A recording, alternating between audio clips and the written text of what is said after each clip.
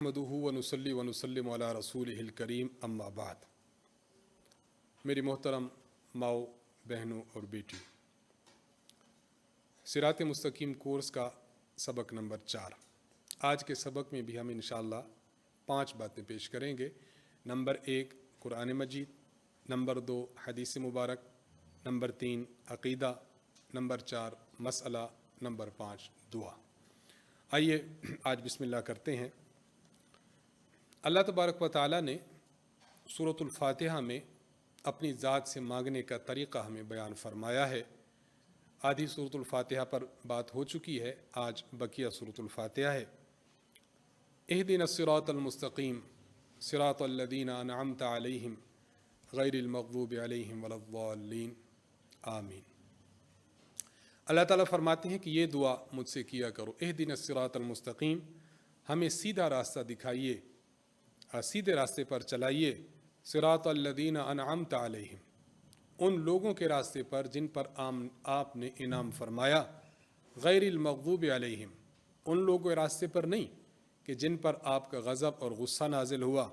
वलद्दाल्लीन, और न उनके रास्ते पर चलाइए कि जो गुमराह हुए। हमारे उस्ताद मोहतरम हज़रत मुतकल्लिम इस्लाम मौलाना मोहम्मद इलियास घुमन साहब दामद बरकातुहुम फरमाया करते हैं कि अल्लाह तबारक व तआला की शरीयत, दीन और इस्लाम, इसकी बुनियादी तौर पर 2 चीज़ें अहम हैं। नंबर 1 बाज़ काम है जो करने के हैं, नंबर 2 बाज़ काम है जो न करने के हैं। तो दीन के खुलासे को हम यूँ कह सकते हैं कि दीन 2 चीज़ों पर मुश्तमिल है। नंबर 1 अवामिर कि आपने जो करने हैं, नंबर 2 नवाही जो आपने नहीं करने। तो अल्लाह ताला के पैगम्बर सल्लल्लाहु अलैहि वसल्लम का मनसब भी यही था, मा आताकुमुर रसूल फ़ख़ुज़ूह, कि पैगम्बर जो चीज़ वमा नहाकुम अन्हु फ़न्तहू, और पैगम्बर पाक जिस चीज़ से मना फरमाते हैं आप उससे रुक जाए। हुज़ूर अलैहिस्सलातु वस्सलाम अल्लाह तबारक व तआला, शरीयत मुतहरा, इस्लाम, जो भी तालीमात दीनिया हैं उसमें हमें 2 बातें बयान की गई हैं कि ये करना है और ये नहीं करना। सूरतुल फातिहा के इस हिस्सा में भी यही काम हमें बताया गया है कि आपने अल्लाह तबारक व तआला से सीधे रास्ते की हिदायत मांगनी है, लेकिन उन लोगों की मांगनी है जिन पर इनाम हुआ है, यानी ये करने वाला है। किन से बचना है? जो गज़ब का शिकार हुए, जो गुमराह हो गए, जो अल्लाह तबारक व तआला के गुस्से का शिकार हुए, उनके रास्ते से आपने पनाह मांगनी है। तो गोया यहाँ पर भी 2 चीज़ें हैं कि ये करिए और इससे को छोड़ दीजिए, ये करने वाला है और ये छोड़ने वाला है। इंसान दुनिया में जब अल्लाह तबारक व तआला से हिदायत की बात करता है कि अल्लाह हिदायत अता फरमा, तो सिर्फ हिदायत नहीं बल्कि साथ साथ अल्लाह ताला ने ये भी बयान फरमाया कि उन लोगों की रास्ते की हिदायत मांगो, यानी उन लोगों के रास्ते पर चलने की हिदायत मांगो कि जिन लोगों पर अल्लाह ने इनाम फरमाया। जिन लोगों पर अल्लाह ने इनाम फरमाया कुरान करीम में उनका तज़किरा मौजूद है। मिनन नबिय्यीन, वो नबी हूँ, व सिद्दीक़ीन, सिद्दीक हूँ, व शुहदा, शहीद होने वाले, व सालिहीन, और नेकोकार लोग हों। तो यहाँ अल्लाह ताला ने ये नहीं फरमाया कि सिरातल कुरान वल हदीस, बल्कि सिरातल लज़ीना अनअमता अलैहिम, ये फरमाया कुरान और हदीस को खुद समझना कि जो मुझे समझ आए मैं अमल करूँ। फरमाया ऐसा नहीं, आपको चाहिए कि मिनन अल्लज़ीना अनअमता अलैहिम, जो लोग हिदायत याफ्ता हैं, उन्होंने जो कुछ समझा, हिदायत याफ्ता हैं, उन्होंने जिस राह को ठीक जाना, उन्हीं के रास्ते पर इंसान को इख्तियार करना चाहिए। उस्ताद मोहतरम फरमाया करते हैं कि अल्लाह ताला ने सिर्फ़ किताब नाजिल नहीं फरमाई, बल्कि किताब के साथ समझाने वाली ज़ात जनाब रसूलुल्लाह सल्लल्लाहु अलैहि वसल्लम भी हमें दिए हैं। गोया हिदायत के 2 सरचश्मे हैं, नंबर 1 किताबुल्लाह, नंबर 2 रिजालुल्लाह। किताबुल्लाह लिटरेचर, रिजालुल्लाह सिखाने वाले। सिर्फ किताब अगर दुनिया में भेज दी जाती, हर बंदा जो समझता, तो फिर इख्तिलाफात बढ़ जाते।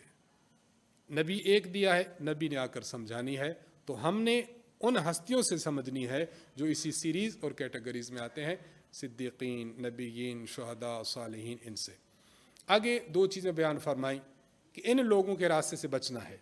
नंबर 1 गैरिल मग़ज़ूबि अलैहिम, जिन पर खुदा का गज़ब हुआ। नंबर 2 वलद्दाल्लीन, के जो गुमराह हैं। गुमराही दो तरह से आती है। नंबर एक, इल्म था, इल्म पर अमल नहीं किया, इल्म से टकरा गया, सरकश बन गया, मुखालिफ बन गया, ये भी गुमराह हो जाता है। दूसरी गुमराही है कि इल्म न हुआ फिर गुमराह हो गया। तो गुमराही दो वजह से आती है। एक गुमराही कि इल्म था और ना आया और अमल न किया। उलमा फरमाते हैं ये यहूद कौम थी, अल्लाह ताला ने अहले इल्म बनाया था, लेकिन सरकश ऐसी हो गई कि माज़अल्लाह किताब में तहरीफ़ कर दी। सरकश ऐसी हो गई कि उन्होंने रसूलों की माज़अल्लाह गुस्ताखी की, उन्हें कत्ल करना माज़अल्लाह शुरू कर दिया। तो अल्लाह ताला ऐसे इल्म से हमें महफूज रखे कि जिस इल्म के बाद अमल ही ना हो, हम सरकश बन जाए, इससे महफूज हो।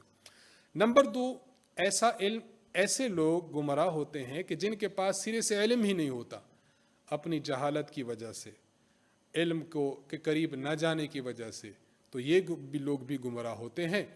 उलमा फरमाते ये लोग ये नसारा हैं, इनमें अक्सरियत जो हलाकी है, अक्सरियत जाहिल लोगों की है कि इल्म के करीब नहीं गए।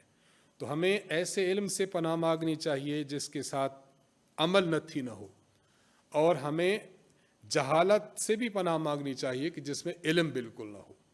उलमा फरमाते हैं अल इल्म बिला अमल ज़वाल, इल्म हो और अमल ना हो ये ज़वाल और गिरना है। वल अमल बिला इल्म वबाल, अमल हो इल्म कुछ ना हो ये भी वबाल है। वल जम्उ बैनहुमा कमाल, इल्म भी हो और अमल भी हो तो फिर इन दोनों को लेकर जब इंसान चलता है तो इंसान का कमाल और बरतरी है। अल्लाह ताला हमें इल्म भी अता फरमाए, अल्लाह ताला हमें अमल भी अता फरमाए। तो मेरी बहनों, ये चीज़ थी नंबर एक। नंबर दो, आज की हदीस।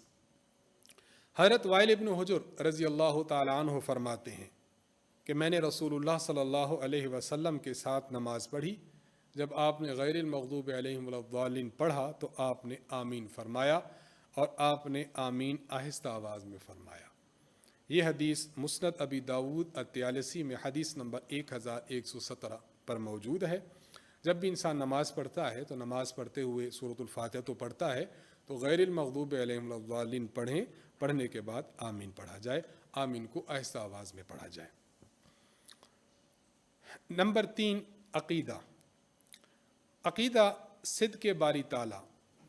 हम मुसलमान हैं और मुसलमानों का अक़ीदा ये है कि अल्लाह ताला का कलाम सच्चा भी है और वाक़े के मुताबिक है, यानी जो अल्लाह ने फरमाया है ऐसा ही हुआ है या ऐसा ही होगा। अल्लाह ताला के कलाम में इसके ख़िलाफ़ अक़ीदा रखना कि अल्लाह ताला ने फरमाया कुछ है माअज़ल्लाह और हुआ कुछ था या होगा कुछ, ये भी कुफ्र है। और अल्लाह ताला सच्चे हैं, इसमें वहम करना कि पता नहीं सच्चे हैं, पता नहीं सच्चे नहीं हैं, ये भी कुफ्र है। तो हम मुसलमानों का अक़ीदा ये है कि अल्लाह ताला भी सच्चे, अल्लाह ताला का कलाम भी सच्चा, और अल्लाह ने जो फरमाया है ऐसा हो कर रहना है, इसको भी हमने सच्चा समझना है। नंबर चार, मसला। आज के मसला में हम पानी के मुतालिक गुफ्तगू करेंगे। पानी की दो किस्में होती हैं, एक को कहते हैं मुतलक पानी और एक को कहते हैं मुक़य्यद पानी। इसको मैं मिसाल से समझा दूंगा तो बहुत आसानी से आप समझ जाएंगे। मिसाल से यूँ समझ लें कि देखें, मैंने मिसाल के तौर पर मुझे प्यास लगी तो मैंने कहा पानी लाओ, तो मेरे घर वालों ने फ्रिज खोली, पानी निकाला और मुझे पिला दिया। इससे वो ये समझे हैं कि पानी से मुराद वो है जो फ्रिज वाला पानी है, अच्छा हैंड पंप है वो पानी है, कुआं घर में है उसका पानी है, आसमान से बारिश बरसी वो वाला पानी है। तो जब मैंने कहा पानी लाइए तो पानी से हर एक के ज़हन में ये पानी आता है।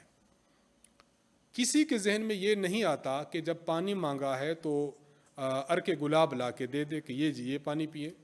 इससे पता चला कि जब हम पानी का लफ्ज़ बोलें तो जहन में जो पानी आता है मुतलक पानी उसी को कहते हैं, और मुक़य्यद पानी वो पानी जो जहन में नहीं आता उसको मुक़य्यद पानी कहते हैं। जिस तरह आप कहते हैं अर्के गुलाब, तो अर्के गुलाब को हम पानी कहेंगे लेकिन मुतलक पानी नहीं बल्कि मुक़य्यद पानी। एक बात तो ये समझ लें, इन दोनों की डेफिनेशन। नंबर दो, ये जो متقید پانی ہے، مثال ارک گلاب ہے، اس پانی کا حکم یہ ہے کہ اس سے طہارت حاصل نہیں ہو سکتی. آپ اس سے وضو کرنے لگ جائیں، اس سے بندہ غسل کرنے لگ جائے تو شرعی غسل جو ہوتا ہے جس سے پاکی حاصل ہو جائے وہ تو نہیں ہوگا. جسم صاف ستھرا ہو جائے گا وہ الگ بات ہے، جو پاکی حاصل ہو جائے وہ چیز نہیں ہوگی. ہاں البتہ اس سے یہ ہے کہ اس سے نجاست کو دور کیا جا سکتا ہے. اس سے کپڑے پر نجاست تھی، ارک گلاب سے دھویا، نجاست تو پاک ہو جائے گی، لیکن ایسی پاکی جس کو ہم وضو غسل کہہ دیں گے وہ حاصل نہیں ہو سکے گی. مطلق پانی کی 4 قسمیں ہیں، میں نے پچھلی گفتگو میں ضمناً عرض کر دی ہیں. نمبر 1 آسمان سے برسنے والا پانی، یہ بھی مطلق پانی ہے. نمبر 2 زمین سے نکالا آپ نے موٹر کے ذریعے، پمپ کے ذریعے، یہ بھی پانی بھی ٹیوب ویل کے ذریعے.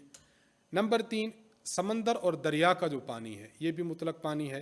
نمبر 4 برف جو پگھلے اور اس سے جو پانی حاصل ہو. گلیشیئرز پر دیکھتے ہوں گے، گلیشیئر سے جو ہے وہ گرمی ہو تو پانی پگھل کر برف پگھل کر پانی بنتا رہتا ہے، تو اس کو بھی مطلق پانی کہیں گے. مطلق پانی کی 5 قسمیں ہیں. یہ آج کا جو مسئلہ ہے مسائل کے حوالے سے اور ہماری زندگی میں پیش آنے کے حوالے سے بہت اہم ہے، اس کے لیے بہت اچھی طرح سمجھیں. بعض اس میں ایسی جو ہے وہ ٹرمز ہیں کہ جو عربک ہیں، تو اس کا میں ساتھ ساتھ ترجمہ کرتا رہوں گا تو ان کو بھی سمجھنا چاہیے اور ان کا حکم بھی سمجھیں. پانی کی پہلی قسم ہے طاہر، مطہر، غیر مکروہ. طاہر کا معنی ایسا پانی جو خود پاک ہو. مطہر کا معنی ایسا پانی جو دوسروں کو پاک کر سکے، یعنی اس کو نماز کے قابل بنا سکے، مسجد جانے کے قابل بنا سکے. نمبر 3 غیر مکروہ، جس میں ناپسندیدگی کا کوئی عنصر نہ ہو، پسندیدہ ہی ہو. تو طاہر، مطہر اور غیر مکروہ کس پانی کو کہیں گے؟ مثال کے طور پر آپ نے جو ہے وہ نل کھولا، آپ نے ہینڈ پمپ چلایا، جو پانی نکلا یہ پانی طاہر، مطہر اور غیر مکروہ ہے. اس پانی کے ذریعے وضو بھی ہو سکتا ہے، غسل بھی ہو سکتا ہے اور نجاست کو بھی صاف کیا جا سکتا ہے. نمبر 2 طاہر، مطہر، مکروہ، ایسا پانی جو خود پاک ہو، پاک کرنے والا بھی ہو، لیکن یہ ہے کہ وہ اس میں کراہت تنزیہی ہو، یعنی کچھ ناپسندیدہ ہو، کچھ ناپسندیدہ ہو. مثلا بلی کا جھوٹا پانی ہے، گھر میں برتن میں پانی رکھا تھا، آپ وضو کرنے کے لیے بیٹھیں تو آپ کو پتہ چلا کہ اس میں بلی نے منہ مارا ہے. اب یہ پانی پاک بھی ہے، وضو کریں تو وضو ہو جائے گا، مطہر بھی ہے لیکن مکروہ ہے. کیا مطلب کہ اگر اور پانی ہے تو اس سے وضو کریں، اس سے کرنا ناپسندیدہ ہے. ہاں اگر اور پانی ہے ہی نہیں گھر میں، صرف یہی پانی ہے، تو اب اس سے وضو کرنا اب مکروہ نہیں ہوگا. 2 قسمیں ہو گئی. نمبر 3 طاہر اور غیر مطہر، ایسا پانی جو خود پاک ہو لیکن کسی کو پاک نہ کر سکتا ہو، یعنی کسی کو وضو غسل کے قابل نہ بنا سکتا ہو. یہ وہ پانی ہے. مثلا یہ کون سا پانی ہے؟ اس کو کہتے ہیں مائع مستعمل، یوزڈ واٹر، ایسا پانی جو استعمال ہو چکا ہو. مائع مستعمل کے لیے اس کی تعریف جو استاد جی نے بھی لکھی ہے، اس کو اچھی طرح سمجھ لیں. ایک بندہ کسی قربت کے لیے یعنی کسی عبادت کے لیے وضو کرے تو اس کے اعضاء سے جو پانی لگ کر کسی جگہ آپ جمع کر لیں تو وہ جو جمع شدہ پانی ہے، اس جمع شدہ پانی کو ہم مائع مستعمل یا یوزڈ واٹر کہیں گے. ایک خاتون نے نماز پڑھنی تھی تو اس نے برتن نیچے رکھ لیا اور وضو کرنے لگی. وضو کرنے کے بعد جو بچا ہوا پانی ہے یہ یوزڈ واٹر ہے. یہ پاک تو ہے لیکن پاک کرنے والا نہیں. کیا مطلب؟ آپ کے جسم پر کپڑوں پر لگ جائے تو کپڑے ناپاک تو نہیں ہوں گے، جسم ناپاک تو نہیں ہوگا، لیکن اس سے کوئی اور عورت چاہے کہ میں وضو کر لوں تو وہ وضو نہیں کر سکتی، وہ اس کا وضو ہو گئی نہیں. اگر کوئی پانی بہت زیادہ گرا تو کس نے کہا میں غسل کر لوں تو اس کا غسل نہیں ہوگا. اگر وہ پانی ایسا ہے کہ وہ کسی عبادت اور قربت کے لیے استعمال نہیں ہوا بلکہ ویسے کسی نے وضو سکھانے کے لیے استعمال کر لیا، یا کسی بچے نے وضو کیا پھر آپ نے اس کو بڑے سے ٹرے میں، بڑے سے برتن میں جمع کر لیا، اب یہ طاہر بھی ہے، مطہر بھی ہے، اب یہ پاکی حاصل اس سے کی جا سکتی ہے. تو مائع مستعمل یوزڈ واٹر اس وقت بنے گا جب کوئی عقل مند آدمی، بالغ آدمی وضو کرے اور وضو کسی عبادت کے لیے کرے، آپ نے قرآن پڑھنا ہے، وضو کر رہی ہیں، تو اب یہ پانی یوزڈ ہو جائے گا۔ 3 قسمیں۔ نمبر 4، طاہر مشکوک، خود تو پاک ہے لیکن یہ کسی کو نماز قرآن کے قابل بنا سکتا ہے، مطہر ہے یا نہیں، تو یہ پانی قسم وہ ہے۔ مثلا گدھا اور خچر، اس کا جو جھوٹا ہے، اس کا جھوٹا پانی مشکوک ہے، خود پاک ہے لیکن پاک کرنے میں مشکوک ہے۔ اب کسی کے کپڑوں کو لگ جائے تو کپڑے ناپاک نہیں ہوں گے، لیکن اس سے کوئی بندہ وضو کرے، اب گھر میں آپ نے دیکھا وہ پانی بھی ہے، اس میں خچر نے یا گدھے نے منہ مار دیا، اور پانی موجود ہے تو آپ وضو اس سے کریں، اس سے وضو آپ کا ٹھیک نہیں ہے۔ اور اگر کوئی پانی بھی نہیں ہے تو آپ اس سے وضو بھی کر لیں، لیکن ساتھ ساتھ تیمم بھی کر لیں، کیونکہ یہ پانی مطہر ہونے میں، پاک ہونے میں یہ مکروہ ہے۔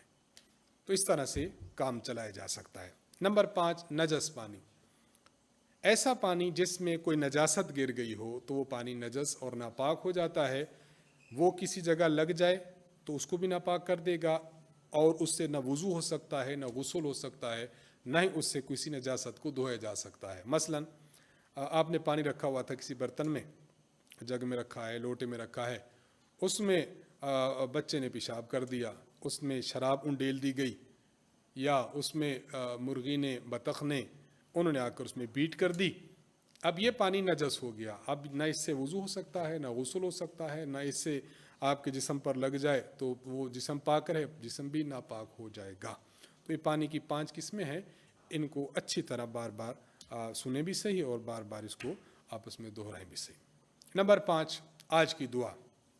واش روم میں جانے کی دعا ہو گئی تھی، واش روم سے جب انسان نکلتا ہے دایاں پاؤں باہر رکھے، دایاں پاؤں باہر رکھنے کے بعد یہ دعا پڑھے، غفرانک الحمد للہ الذی اذهب عنی الاذى وعافانی، غفرانک الحمد للہ الذی اذهب عنی الاذى وعافانی، اے اللہ میں تیری بخشش کا سوال کرتی ہوں، تمام تعریفیں اس اللہ کے لیے ہیں جس نے مجھ سے تکلیف کو دور کیا اور مجھے عافیت بخشی۔ اس دعا کے ساتھ آج کا سبق ختم ہوتا ہے۔ وآخر دعوانا ان الحمد للہ رب العالمین۔